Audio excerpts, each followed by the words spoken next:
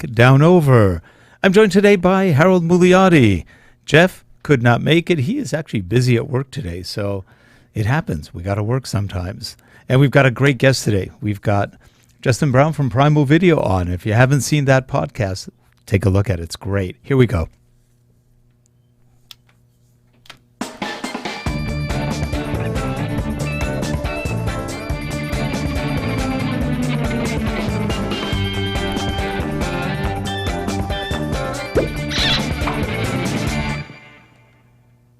This show is sponsored by Relate Corporation at www.relate.com, your training and video partner.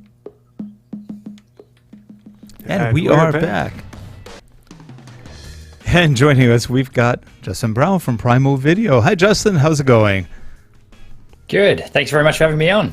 Oh, our pleasure. Thanks for coming on. And we're fans. So just so you know, we love watching your podcast. We love the work you do and great reviews. You guys, I think, really provide a lot of value to our community out here, and it's great. So it's a bit of fun. We're happy to give back and to help people see a return on implementing video in their business. So a lot of people think it's a lot harder than it actually is. We just enjoy sharing how easy it can be, but also that they can see a return on that in their business as well. And in particular, I love all your comparison videos where you do like the top 5 video editing tools, the top 5 simple video editing tools, and things like that. That's the kind of question everybody has. What should I buy? What should I look at? I imagine those you get some huge views on those. It's growing quick. That's the coolest part about YouTube as a place to put the videos out, is that it's unlike any other content platform or social media platform. We've got videos that are over 5 years old that are still bringing in over 1,000 views a day each. Wow. And there's nothing else like that. You could put a video on Facebook and it might disappear a day, a week, or a month if you're lucky after you've uploaded it. So that's why we like YouTube, and that's why we like to help people with that. That's pretty good. So are you folks... You're a video company. You guys do video work. Are you a marketing company too? We previously were a video production company. We don't do too much on the production side now. Now our whole focus is on Primal Video, which is around showing people how they can see a return on implementing video in their business. So it covers the video creation, the growing an audience piece, and then obviously the monetization or building revenue streams around that. So do you tend to work with YouTubers? Do you work with businesses, or a combination of both? So while we put our content out on YouTube, our target audience, or the people that end up buying our courses and products and those sorts of things, are essentially business owners or entrepreneurs, people looking to see that return. We're all told these days in digital marketing that we need to be doing video. Video is the king. It's the best way to get your message out there. But a lot of things come up for a lot of people, like fear of being on camera. The tech is a huge one. How do I actually do it? Do I need to pay a company to come in and do it? Or can I do it myself? Can I use my phone? These are the sorts of things that we address on our YouTube channel and help people with. So what inspired you to start trying to help people who weren't too familiar with video get into video and help become successful using video? Yeah, perfect. Great question. My background is in video production. I've worked on a lot of major documentary TV series. We have documentaries on Netflix and all those sorts of things. But there was a common thread for most of my paid clients that were, yes, some of them made the projects and they went really great places and got a lot of mainstream reach, but a lot of others didn't. And it was because primarily in business, or when people are creating videos, they focus on the video itself and not the marketing in behind it. So a lot of the videos that we were working on for people that were spending big dollars for us to produce these videos for them, and no one was seeing them. So that's kind of where we looked at this and said, everyone maybe has this a little bit backwards. There's no point in making a video if no one sees it. So we were then starting to teach our clients how they could market the videos, and that kind of was the bit of the turning point for us. It's like, well, we need to teach people that really you should, if you're going to pick between the production value or spending to get a production team in and the marketing cost to actually get the return on it, the videos that are converting these days for most business owners and entrepreneurs are the ones that are more real, more raw, more authentic. And in a lot of cases, that could just mean shooting on your smartphone. if you're actually speaking to the right people and making it easy for your video to be found by places like YouTube. So that's where we kind of switched to understanding the strategy. And we started where most people do, and we uploaded videos on YouTube and crickets, nothing. For I think our first 6 months, we might have got 50 subscribers. Some of those were my own other channels and family members' channels, but we nearly pulled the pin at this point and just said, we're giving up. This isn't working for us. YouTube is too overcrowded. And all the other BS excuses that we hear people say these days about YouTube, and if they try and they don't see those results quick. But that's where we kind of took a step back and said, we need to work out how YouTube works. It's clearly a system, and a system needs certain inputs, and to deliver those outputs. So that's what we kind of pulled back, and that's now the stuff that we teach. Things like how you can do the research first before you even create the video is going to give you the best chance of getting your video found by YouTube, but also by your target audience, which is the important piece. So it's actually pretty simple when you pull it apart. But we started where everyone else does, and just throwing videos up and hope that they go viral or whatever. And that's a pretty poor strategy, or a poor investment of time if you're looking to get that return on investment for you. Yeah, it is funny because so many people create a video just to be viral, and they go, "It didn't go viral. What went wrong? You didn't have enough cats farting or whatever. I don't know." Let's try it again. Let's try it again. Let's spend more money. Yeah.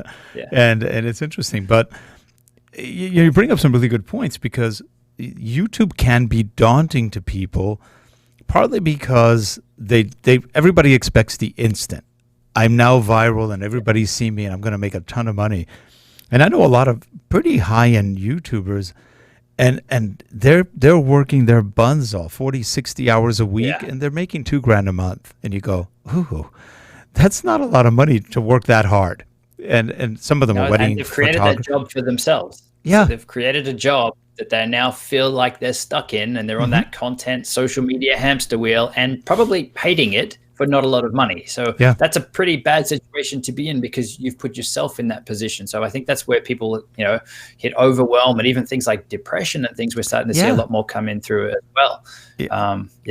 Yeah, but I've been surprised that I've known some of the people who actually have committed suicide, and you just go, my gosh, people that you'd never think of, that you thought they were doing fine, and it's just, and getting depressed over this, is it really worth it? No. I mean, there's a lot of other, but I think they are putting everything into it to the point that they can't dissociate between views and just life. That's all I can think of. It becomes unreal or surreal to them. I don't know if you remember. It's pretty interesting. Yeah, I think it was last year we lost Matt. Oh God, his name just slipped out of my head. Ballard. I was going to say Blanchard. Ballard. And he was very popular. He had tons of views. He had tons of people watching him. He was a personable kind of guy, and he killed himself. And you just go, wow. And who would have thought? And it happens. But that's a good point you made, because depression has become a part of this industry, which is something most people never thought of. And we're seeing more and more of it, and hopefully it's not a trend that continues, because that shows a very unhealthy lifestyle, if you will, or attachment to YouTube, because YouTube can be a lot of fun as well. It's how you look at it. Yeah, I think it really is that attachment to the outcome, attachment to the goals that people are setting for themselves, which may be too far from where they are. So I mean, everyone wants the number of subscribers, number of views, but they probably forget the fact that every view is an actual human that is watching your videos. And just like stop and think about that for a minute. I mean, you get 100 views, that's 100 people. Imagine 100 people in the room, yet we're all striving for thousands of views or hundreds of thousands of views. And yes, that doesn't mean that can't happen, but if you are creating the content that you want to be creating and you're enjoying the process, it doesn't need to be stressful. It doesn't need to be overwhelming. It's thinking about the viewer and how you can change and impact their life, whether you're helping them with something, DIY or how-to content, or whether you're just creating something to entertain someone, to make them laugh or to make them feel something. That's the beauty of video, but the impact is about the viewer.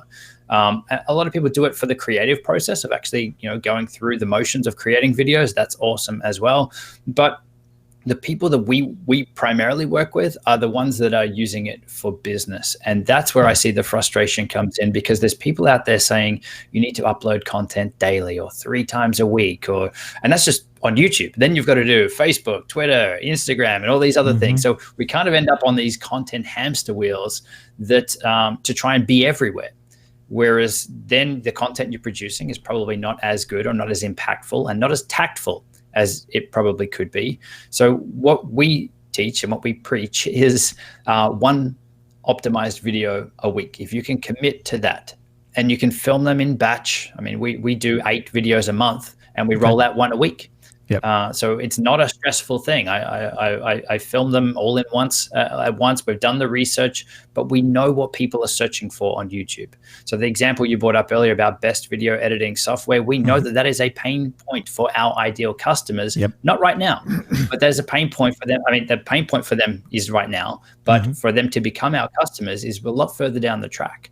So we like to help people on the much broader scale on YouTube and answer the 101 level questions where people are stuck right now and solve that for them, or make that buying decision easier for them, and then solve their next problem and those sorts of things. So it doesn't need to be so overwhelming. We're not looking for that immediate get customers in the door. The flow on from that is that you're building up that know, like, that trust, that reciprocity. You become the one that they go to find the answers for those problems.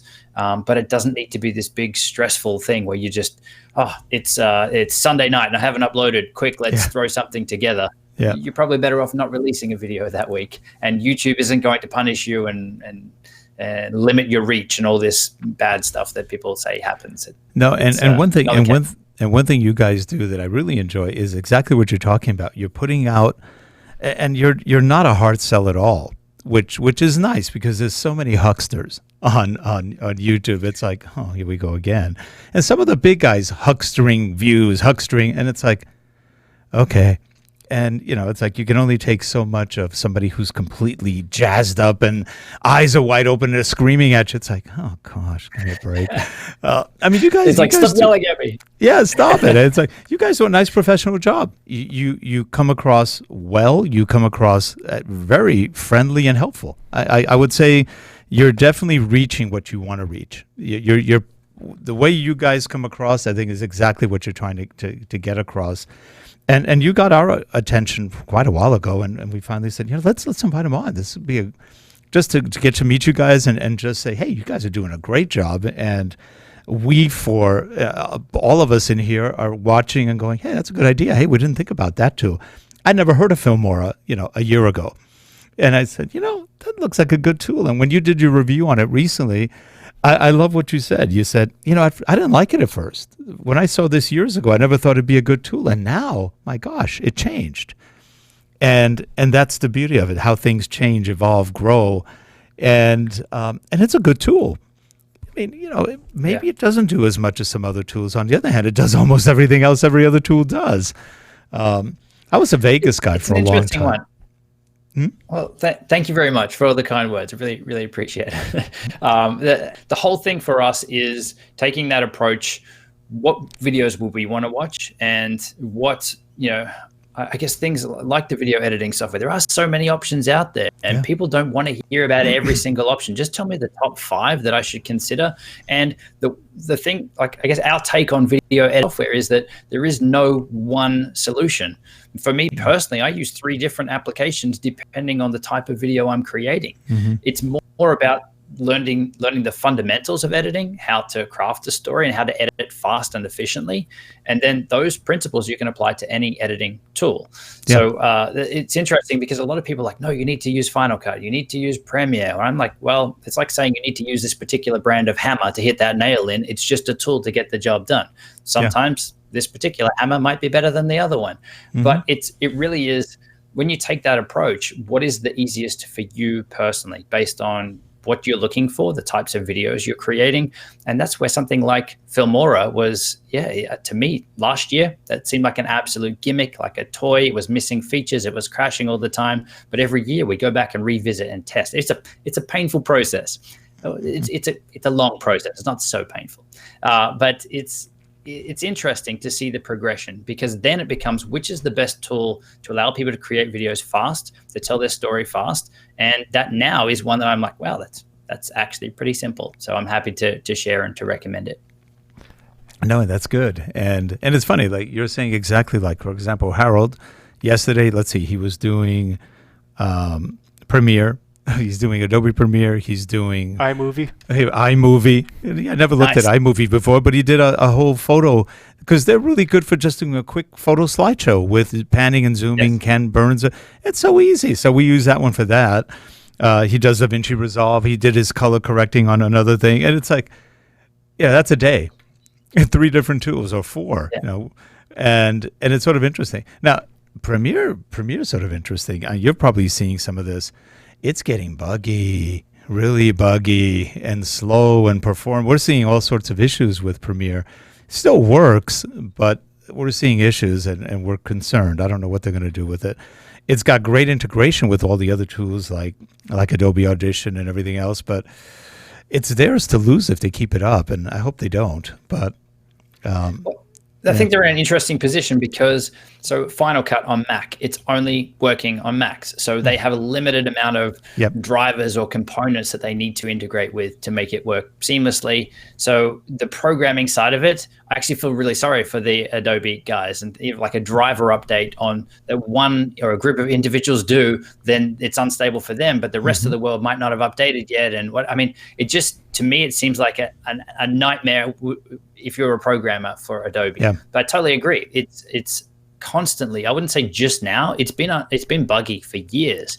It's almost like when you get your system running right with Adobe, don't update Adobe, don't update anything on your computer.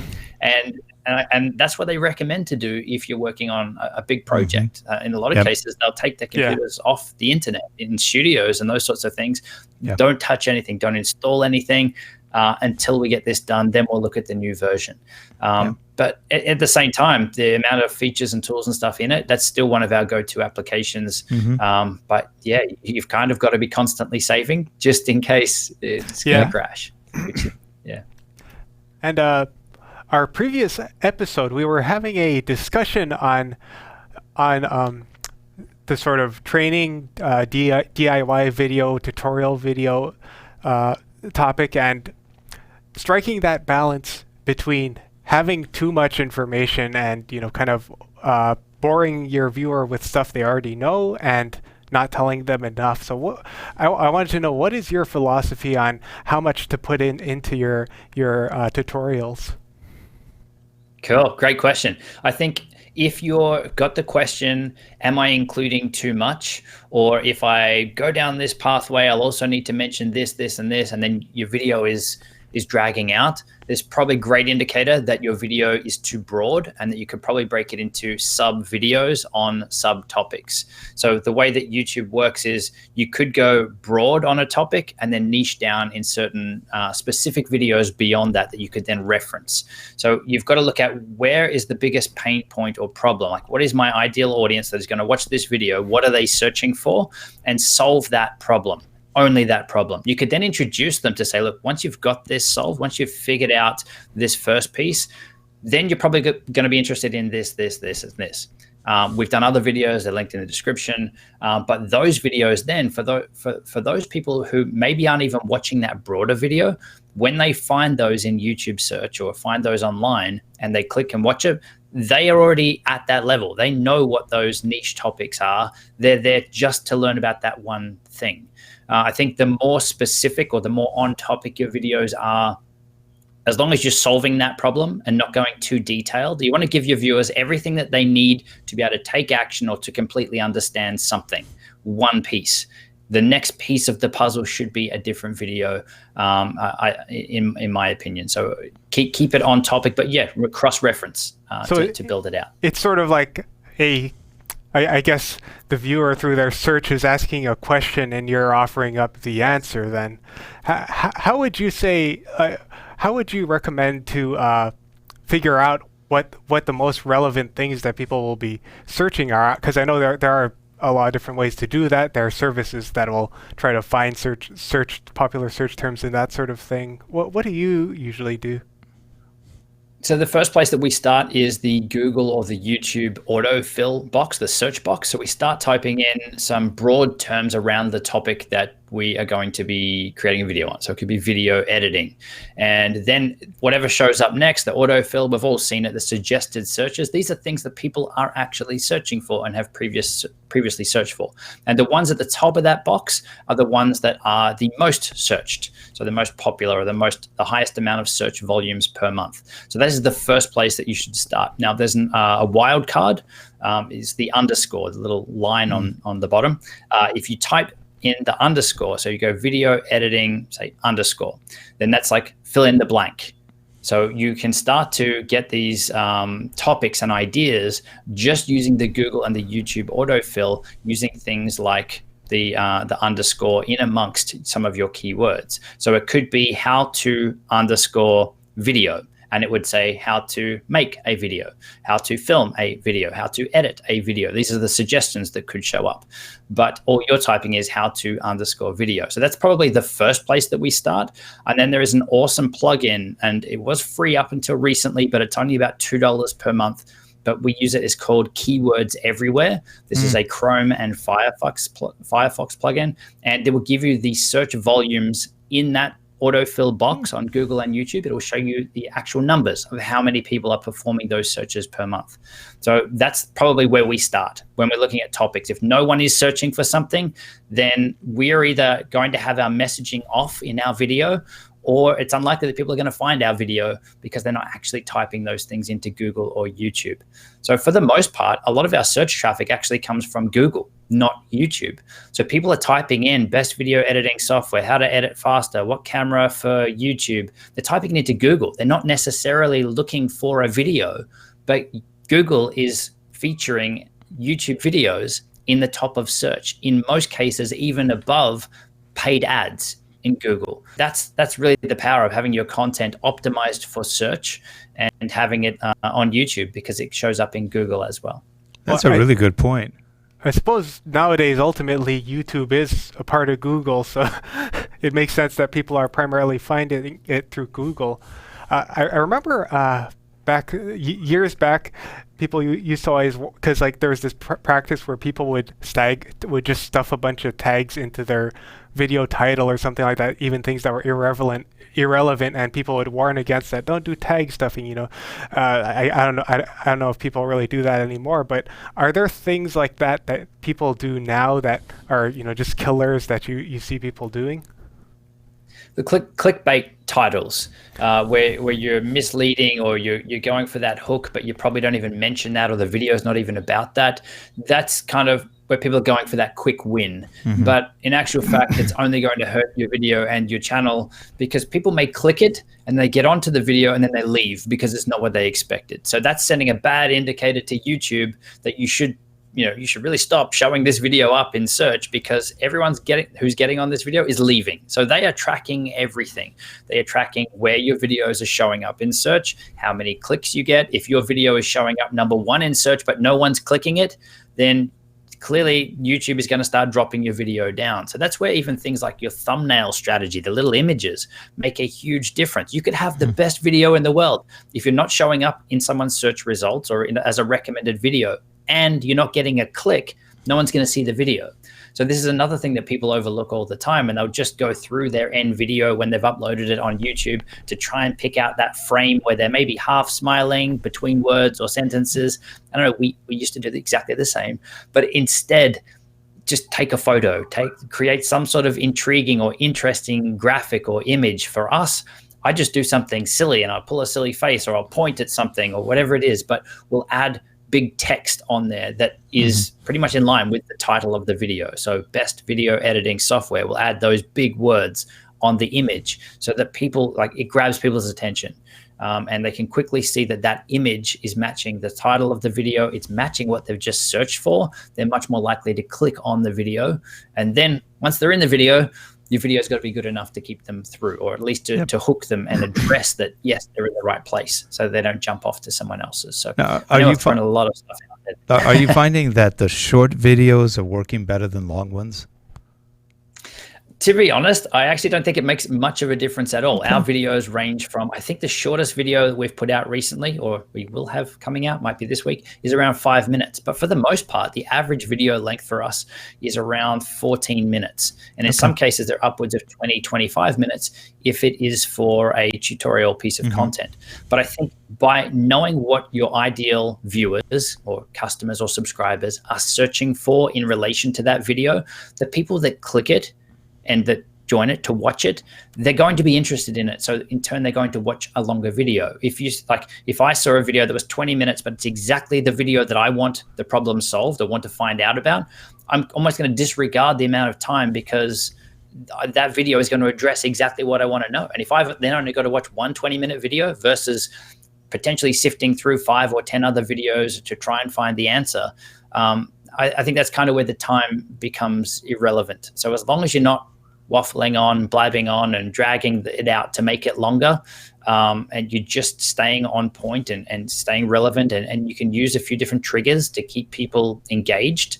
So you can mention and make sure you stick around to the end, because I'll also share with you the number one reason people get stuck with this stuff, or some sort of hook to keep them on the video. Sure. That's a much better strategy than trying to create something that is a specific video length. Now, we found one thing, at least in our own channels, that our views are never as high as what we used to have. In terms of when we used to be on Vimeo, we had millions of views. We came back we went to YouTube, and it's like, what happened? But we noticed one thing. YouTube at least doesn't show, like, for example, we go to LinkedIn a lot. We put in our links on LinkedIn, and we may get 1,500, 5,000, 1,000 views on those.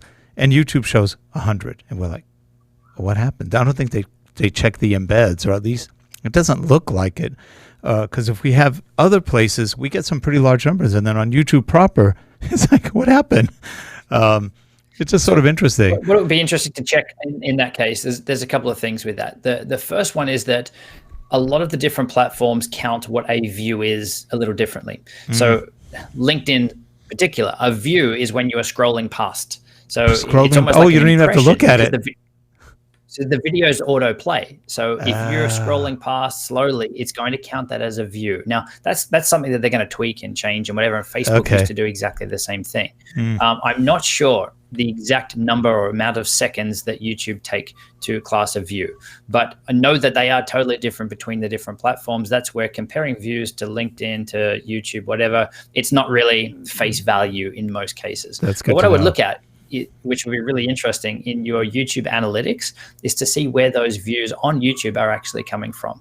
And if they are coming from search, or if they're coming from suggested videos, or if they're coming from your own website traffic. Because once you work out where your traffic is coming from, you can see, obviously, if it's coming from search, in our opinion, that is the best place to get your views from. That's where you can keep growing that and keep solving people's problems. If it's coming through suggested, then it's piggybacked off the back of someone else's video, and maybe that other video is now no longer ranking as well. So then links to your videos are slowing down and those sorts of things.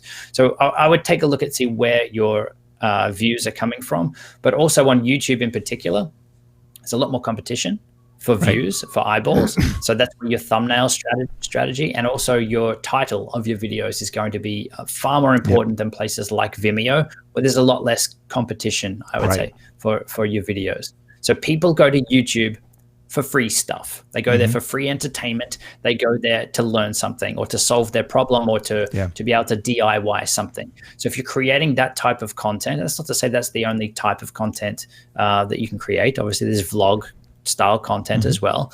But if you're creating the more edutainment kind, as long as you are hitting on the exact pain point or problem that people are searching for on YouTube, it's much, much easier to grow. Even a lot of the top vlogging channels, they'll still have some how-to or tutorial content on there, which is in most cases how they get their initial traction, because people find them when they're searching for that thing that they've got a tutorial on, and then they see the other videos, the vlogs, and they stick around and keep coming back for that personality and the story instead of just the tutorial content. So a lot of different strategies, but I would definitely look at your data to work out where people are coming from and start to optimize your content for search. Great points. Thank you. Well, we are just about out of time. It's been I don't think I have music today. I have no music today. I have this music player right here. It's not working. Anyway, that was fun. That was fun having you on and getting to know you. And are most of you from the States, or can you say they're from all over? Primarily, I think the States is the biggest percentage by far, but we also have a lot Philippines, Canada, Europe. I think Australia. I'm Australia. I think there is number 6 or 7, maybe even 8th on the list. Great. But it's pure numbers. And that's where, for anyone that is looking to succeed with video, look at where your ideal target audience are and create the videos for them. Every time I mention a product, it's in US dollars, it's Amazon links, and it's just to help the masses really with this stuff. Sure. If I was putting Australian dollars and Australian links, that's not going to help many people. So it's about thinking bigger. Yeah. That's smart. Well, Justin, it's been a pleasure meeting you, and again, we enjoy the content, and you guys do great work. So thanks from us, because we have enjoyed the work you do, and I'm sure a whole mess of other people do as well. And by the way, just so you know, Sarah, who you've been, I think, corresponding with, that's Harold's sister. Oh, nice. So, well, thank you very much for having me on. It's been good. It's been good fun. And that's cool. I work with my brother, so it's good to see families working together. Yeah, my wife works with us too. So it's all in the family. So that's great. Well, again, thanks for joining us. We'll have links to your site underneath in the show notes, and just have a great rest of week. We appreciate it. Thanks very much for having me on. Have a good one, guys. Hey, you too. Right. Thanks. And see you next week. Take care, everyone. Thanks. Bye, everyone.